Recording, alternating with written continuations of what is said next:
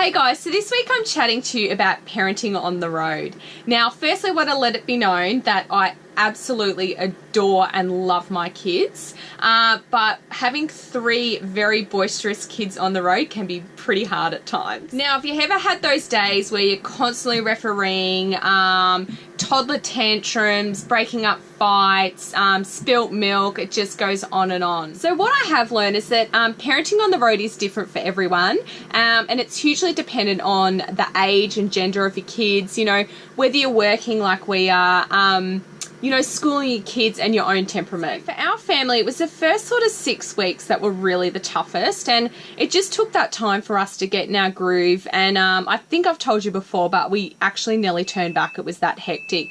But you know, after that 6 weeks, we soon realized that everyone needed to start the day with their own, you know, sort of needs. And for me, my needs were, I just wanted a morning coffee, you know, I wanted to get up and start the day with a morning coffee. For Justin, it was, you know, he wanted to get up at 7 a.m, have some bacon and eggs, maybe go for a bit of fishing. For Jack, he's 5 and he just wanted his mummy cuddles ASAP. Then he demanded a bowl of porridge and he'd like to know what we were doing exactly for the day. Billy, he's 4. He needed to be dressed as soon as he wakes. When he was younger, I'd have to physically get out of bed and dress him, but now he's 4, he does it himself, which I'm so thankful for. First thing he does, he jumps on our bed, he jumps up and down, he rolls over everyone, and then he lies on my feet to watch a bit of TV. For our daughter Charlie, she's 2.5. For her needs were simple. She just wanted to have her kisses and her cuddles with mum and dad every morning. You know, no one else could join in. She just wanted that time with us. And then she quickly demanded to wear her pocket shorts. So once we had that sorted, we generally start off on a really good note. So disciplining the kids has been a bit of an evolving journey for us. Initially it was, you know, scoop the kid up, bring him inside, deal with it inside the van here, so we didn't have the rest of the caravan park or free camp sort of listening in on what was happening. We soon realised that the bunk beds doubled sort of as a naughty corner because the kids don't have a bedroom to go to or whatever, and it's really hard to discipline your kids outside the van, and you've got to really tone down your frustration a bit because it can be a little bit awkward. So we would bring the kids inside, deal with it in here, and they've got their bunk beds, so that's where they go when they're in trouble. When you are parenting on the road, it's, you know, it's really important to keep everyone happy, especially the kids.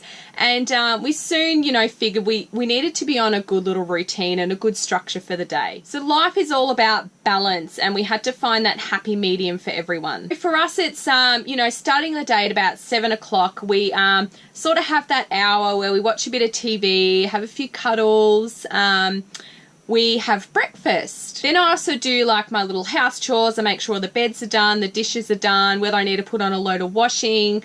Then it comes about 8, 9 a.m. and we all get dressed and start planning the day. So we try to get the kids out nice and early because, you know, when the kids wake up, they're a bundle of energy, so you need to burn that energy. We do a bit of hiking, swimming, we might go to a playground, museum, library. You know, we just get the kids out. Now, 12 o'clock lunchtime is our quiet time. And although our 2.5-year-old is sort of coming out of her day sleep, we enforce quiet time for everyone. So the kids might do some activity books or play with their magnetic tiles, or we put on a movie, or they might do some reading eggs while Charlie has a little snooze. So after she wakes, which is between like 1, 2 p.m, we sort of plan our activities for the rest of the afternoon. Come about 4 o'clock, we plan to get back to the van. We start sorting dinner and, you know, putting away washing or any other little jobs that have to be done. 5:30 is dinner time. The kids sit down and have a meal. Then after that, about 6, I pop them in the bath because we've got a shower on board. So we pop the kids in there, and then by 6:30, they're sitting down watching a bit of TV or reading a book, and we're just having some chill time with the kids before they go to bed at 7 p.m. Now, after the kids go to bed, Justin and I will typically sit down for dinner. We just find it works well for our family at the moment because having a toddler can be a bit hectic around dinner time. So we prefer that. It's a nice meal. We can have a conversation. So that's us. We have, you know, a meal at 7. Sometimes we have it earlier while the kids are in the bath or something, and we might sit down and have a meal, but come 7:30 we'll pull the laptops out, we do a bit of work. So that's the routine that works for us. We find it's a good balance between sleep, work, chill out time, exploring and activities.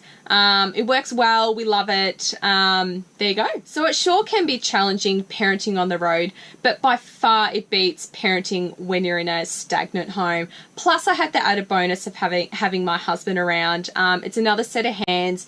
You know, he can help change nappies. He can help prepare dinner, get the kids in and out of the bath. And it works well. We're a good team. What I do try to remember is that although it can be hard at times, that I'm on this, you know, amazing ride at the moment, and I really do feel lucky that I can be with the kids all the time. Over 2 years on the road with the kids and being able to spend all that time.